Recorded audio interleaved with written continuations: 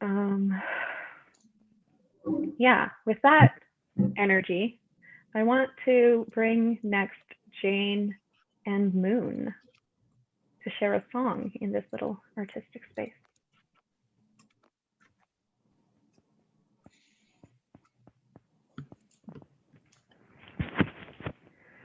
I'm going to ask that Fenrir helps with tech support here as I handle something in the back, and maybe Spring, you can do front hosting for now. Yep. And Catherine.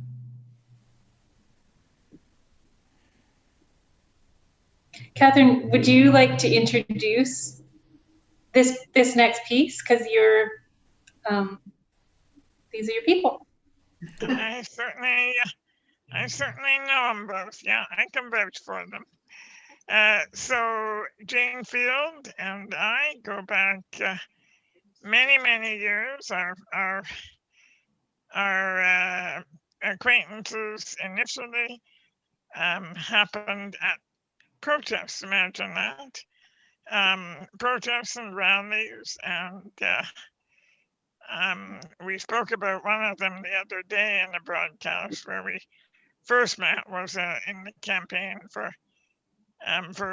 equal marriage, and I remember really liking Jane's vibe and liking her and thinking be nice to work with her again. And then there was Tracy Latimer, and we had reached out, we were holding vigils, and we had reached out to choirs, and the Tracy Latimer case was so controversial that that we couldn't get support from a choir because there were too many mixed opinions, and people thought that Robert Latimer was a good guy and did what he had to do. But I sort of figured in my gut that Jane Field would get it. And so I remember reaching out to her, and just as Peter talked earlier today about the endurance it requires to do demonstrations outdoors in winter, there was Jane on a February day, and we were trying to heat up her fingers so that she could play the guitar to play a song at our vigil for Tracy. And after that experience of nearly freezing to death together, we became very good friends. Jane is has her own incredible story, an amazing voice, both in terms of her modes of expression, her ability to express complex politics in straight talk and clear talk, and she's been a great ally and member of our community for a long time. So it's a pleasure to welcome Jane, and it's also a great pleasure to welcome Moon into the Filibuster Circle, one of our strong allies who almost single-handedly moved the needle, put so much pressure on her, on one MP in one New Brunswick city, that there was actually a change. The vote actually changed, and Moon has been fierce in her opposition to Bill C-7. She's a longtime friend that I came to know quite separately from Jane, but then, you know, as life unfolds, there are connections, and they have collaborated. Moon is an incredible musician as well, and an incredible ally to social justice work across the country and globally. And it's just wonderful to have you both here together. So thanks and welcome, and over to you. Thanks very much, Catherine. So yes, my name is Jane Field. I'm a white, can I say elderly woman of 62. I have white, grayish white hair, and it's short. I'm sitting in my dining room with the living room, I guess is what you see behind me, with one of my many bookcases. I am on the land of the Mississauga, Huron-Wendat, and Seneca peoples, I believe. And yeah, it's great to be here. And I'll let Moon introduce herself, and then I guess we'll go from there. Thank you, Jane. It's so lovely to be here. Thank you for the invitation. So great to see you too, Catherine. And Quinn, that was a remarkable poem. Just remarkable. Thank you for that. I want to, kind of like... I would like to highlight it was Gabrielle's poem, and I was just performing it on her behalf, but I agree that it's fantastically written. Wonderful. Thank you, Gabrielle. And I'm here on the shores of the Woolastook River, also known as the St. John River, here in Fredericton, New Brunswick. And this is Wabanaki territory, Wabanaki Confederacy, and the territory of the Maliseet, now known as the Wolastoqiyik. And we live under treaty, the Peace and Friendship Treaty of 1725. One of the earliest areas that the colonials came to. And I'm a white woman, a lesbian, and 67. Got you beat there, Jane. You got to catch up. And it has been my great pleasure to be a colleague of Jane's as a musician, and have enjoyed until I left Toronto, some good times making music together. So through the magic of Zoom and technology, we've managed to collaborate. Jane wrote the words of a song and contacted me a week ago asking if I would find a tune for it. So this is a collaboration, and we will... I guess we'll give it a spin. Jane, would you like to speak to the song, please? Yeah, thanks, Moon. So I've been a singer-songwriter for many years, and started out in the early 90s at many protests and gatherings. As Catherine said, that was what brought us together. And I write mostly satirical songs, tongue-in-cheek, to poke fun at people's attitudes towards disability and lesbian and gay, queer, trans rights, and other issues that I'm personally involved with. And I guess I've always used the humor of my songs to help people, gently help people understand more serious aspects of the issues involved. And as I've gone through the years since my early 30s, I think my songs have gotten a bit angrier and angrier, but still trying to keep some humor there as well.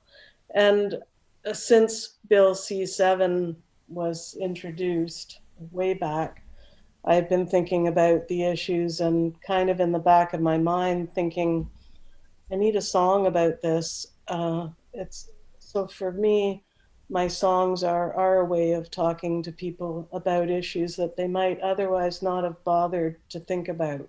And I think I'm really quite taken aback at just how many people in my circles, I belong to a social justice choir, and yet people are really unaware of what Bill C7 was all about. They still seem to think that, oh, something about MAID, but wasn't that already passed? And oh, well, I mean, they just have a vague sense of what's going on. So I think I realized that one thing that, what can a solitary person do? Well, one thing a solitary person can do is join a whole lot of other people like this and work together on an issue. And if I feel that my voice won't be heard, I need more voices. And I need to keep talking to people. And even if I talk to one person in my choir who didn't understand the issue, and after talking to me, that person has a whole new understanding, a whole new way of looking at things, and goes away and talks to other people, we keep moving forward and we keep the issue uh, in the front and center of people's consciousness, because it hasn't been there. It hasn't been in the front and center of our media. You find articles buried in the newspapers, but not out front and center. It hasn't been on the national news while the bill was going through the House and then the Senate and back to the House and back to the Senate. People just didn't know. So anyway, all that to say, I went to bed one night. I hadn't written anything, and we'd gotten this far last week. The filibuster had started, and I thought, I need a song. And as I was falling asleep one night, I just thought, yeah, they're voting on Bill C7. It's an invitation into heaven. And just that line, that rhyme came to me. And I thought, I have to do something with that. So the next day, I just sat down and wrote the song and sent it to Catherine. But I didn't have a tune for it. And I was really thrilled that Moon offered, when I asked her, to take the time out of her busy schedule to come up with a tune to help express the lyrics musically. I'm not playing my guitar anymore these days because of my disability, but that doesn't mean that I don't still write songs. So I just need help. And it's wonderful that I could ask Moon for such help.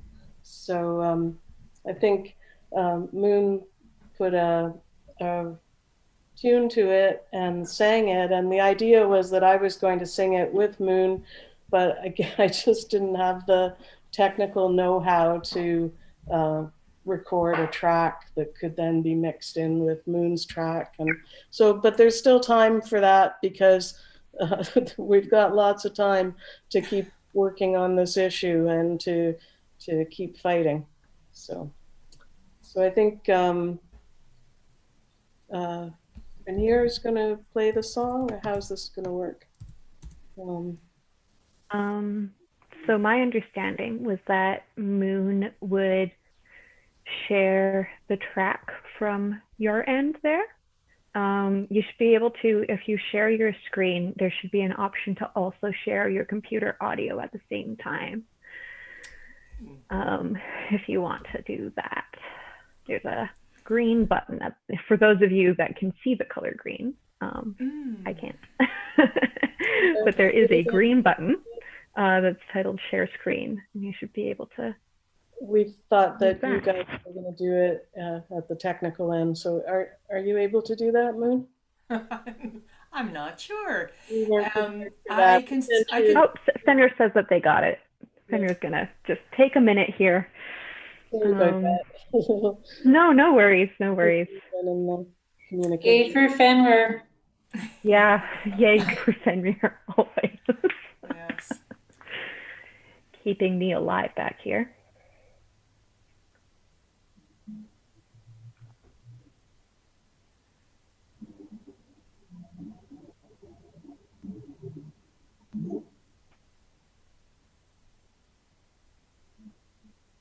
There's the lyrics.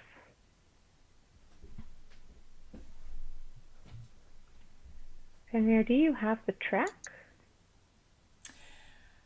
And just to flag for people, we should probably all mute when it's playing. Absolutely. Yes.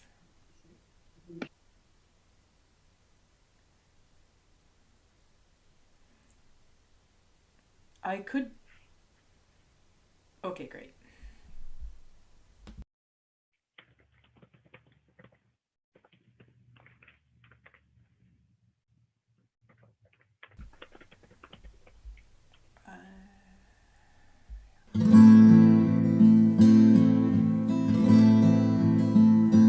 They will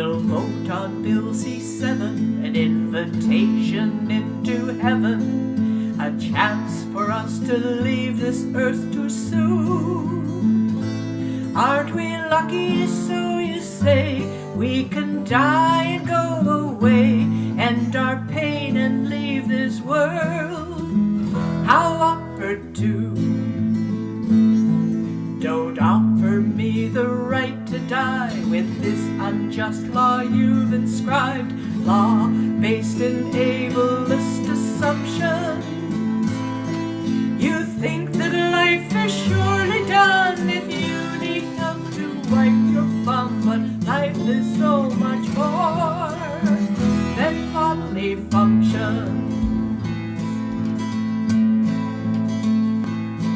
So think of what you're saying, that my life is not worth saving. What do you know about the way I live? I have friends and I have love, I have hopes I'm dreaming of, and I value everything I have to give.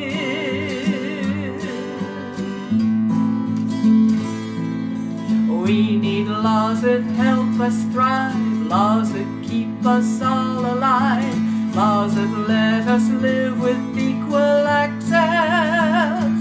Let us stay in our own homes, give us support to live alone, vote for laws that lead to health and happiness. So rethink what you are saying, my life it is worth saving. I want you to know about the way I live. I have friends and I have love, I have hopes I'm dreaming of. You can learn to value everything I give. But Bill C7 must be unended. We don't need Maid extended. There's danger looming large within our nation. There are many lives at stake. Stop before it is too late. Stop this shameful, harmful, wrongful legislation.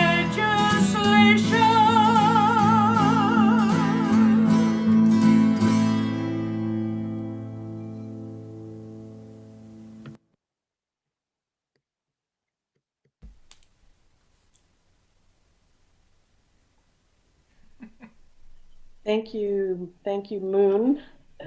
Thanks for Yeah. giving us that wonderful tune. That was great. Both Thank of you. you. Yeah, that was fantastic. You're most welcome. It was great. Jane, it was great words. I agree. So sometimes I think maybe my language is a bit simplistic, but I don't think that's a bad thing to just try to be as straightforward as possible about a very complex issue. Yeah. Yeah. Yeah, And- it's accessible. But the whole notion of suffering and who decides what is just intolerable suffering, that phrase just keeps resounding in my head, because yes, people are in pain. They are living in intolerable conditions on cushions that need to be replaced and take months and months and months to get, because of poverty, because of racism, and because of ableism. And people are living in extremely painful situations.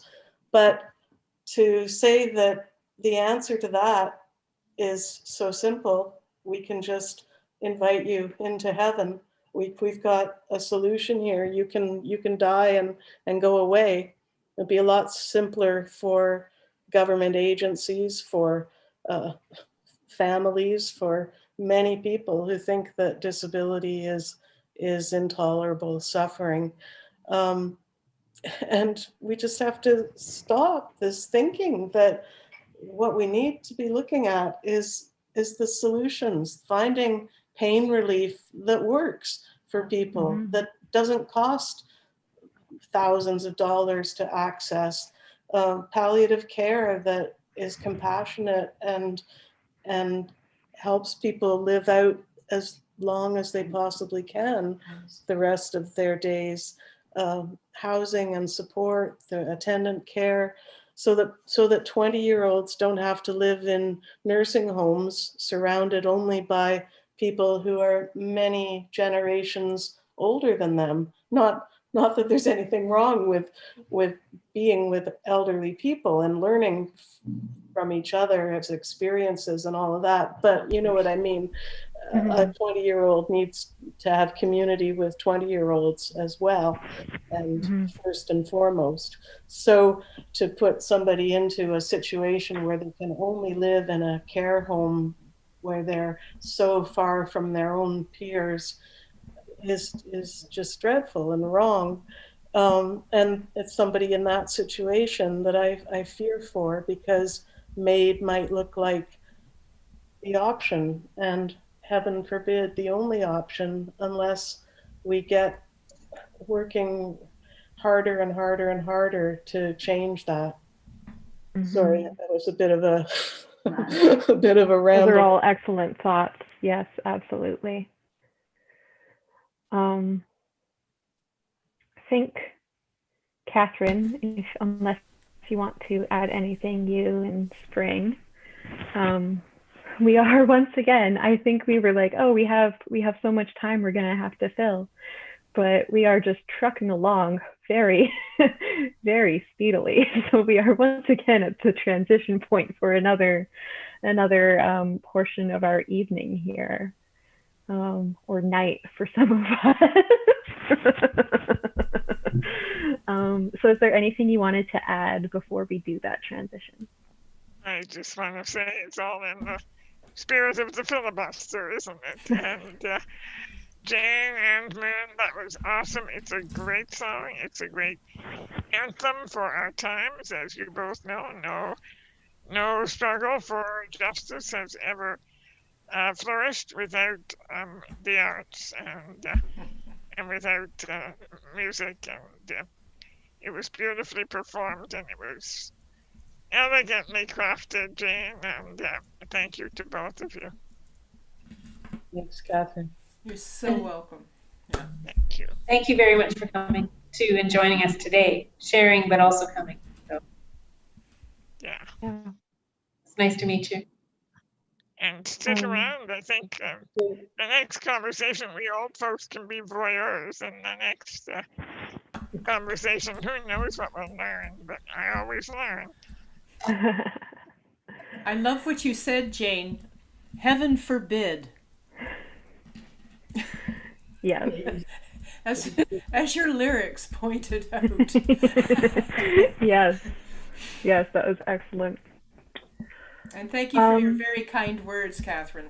I really appreciate that. That went right to the heart. So yeah, if you folks want to stick around for our next panel, we have a couple young folk, so to speak. If we're saying I'm of a certain age or elderly, we can call these next folks some young folk, myself included.